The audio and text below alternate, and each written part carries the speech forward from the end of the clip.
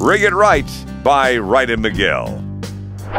On today's Rig It Right segment, I'm going to show you what I was throwing out there in the low country of South Carolina. If you'll ever get a chance to go down there and fish it, great place to go catch redfish, one of the best red fisheries I've ever seen out there.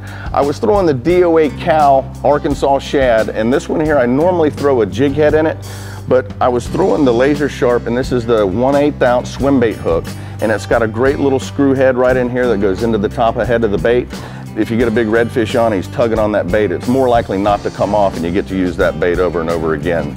I was throwing the 25-pound test Seaguar fluorocarbon, and just because there's so many oyster shells up there in Charleston, you got to put on a little bit heavier leader, because if you get a little nick on it, it's more likely to break, and if you're using a good abrasion resistance like the Seaguar, got more chance of catching that fish out there. And like I say, when you're using fluorocarbon, if it works one time during the day, it's done its job for me.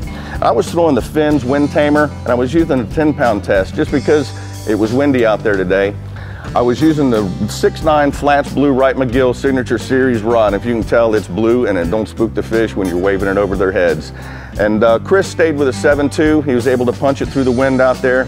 We were catching all the redfish we could stand that day. If y'all ever get a chance, make sure you head there to Charleston. You can catch yourself a bunch of redfish. Remember one thing, you can get all these products at your Charleston Dick's, at any Dick's in Florida.